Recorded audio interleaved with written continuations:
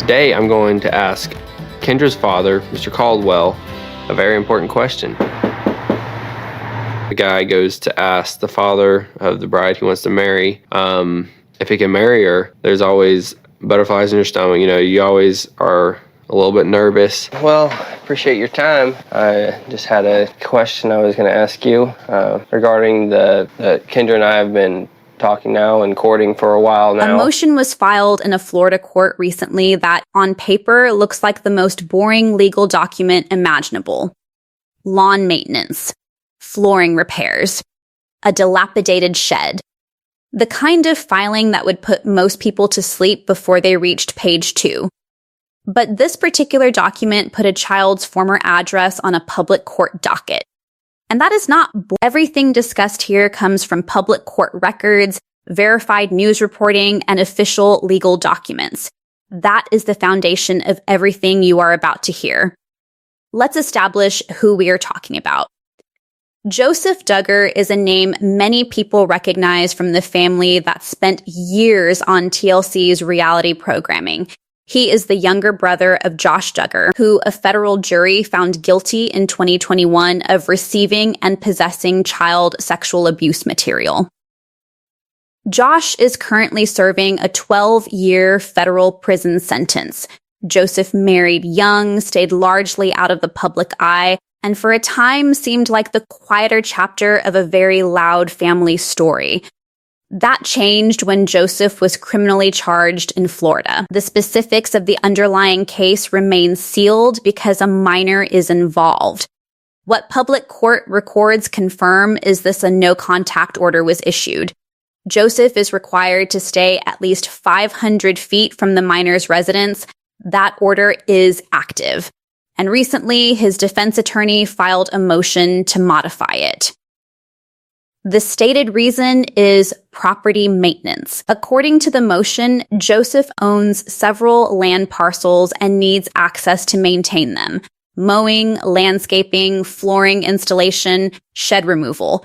The filing lists 6 properties with their full addresses, none of them redacted on a publicly accessible court docket. Here is the problem. And the problem is significant. One of those addresses is directly connected to the minor at the center of his. Anyone who searched that address could connect it to her family. And that information had never appeared anywhere in the public record before this motion was filed. Florida Statute 92.56 does not leave much room for interpretation. Court records that contain the name or address of a minor in cases involving certain offenses are automatically classified as confidential. They are exempt from public. The attorneys filing documents carry an explicit legal obligation to ensure that identifying information is redacted before anything reaches a public docket. That is not a technicality. That is the stated requirement of the law. Rule 2.420 reinforces it. Court clerks and filing parties are jointly responsible for shielding confidential. The prosecution in this case has consistently followed that standard, filing sensitive materials under seal, flagging protected content, keeping identifying details away from public view. The baseline expectation was already established in this very case. The motion also uses a specific word to describe the family's departure from the property. It calls it an abandonment. That word carries legal meaning. Legal abandonment requires voluntarily and permanently surrendering all rights to an asset with no transfer to another party and no formal notice. According to public accounts, this family gave notice of their move, packed their belongings, and vacated by May 1st. That is a tenant completing a rental. That is not abandonment in any legal sense of the term. This is the part of the story that deserves a slower look. The word abandonment does something specific in this filing. It frames the family as people who simply walked away irresponsible, disorganized, leaving a property in disrepair without explanation. And because it appears inside a legal document, it carries an air of official fact. But context matters enormously here.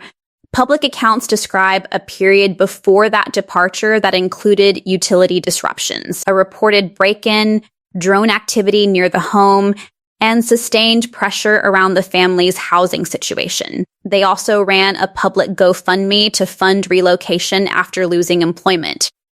None of that context appears in the motion.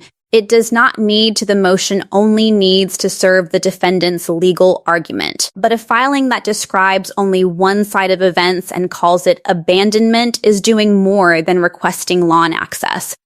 Marsy's law in Florida is written directly into the state constitution. It grants victims the explicit right to keep any information confidential that could be used to locate or target them.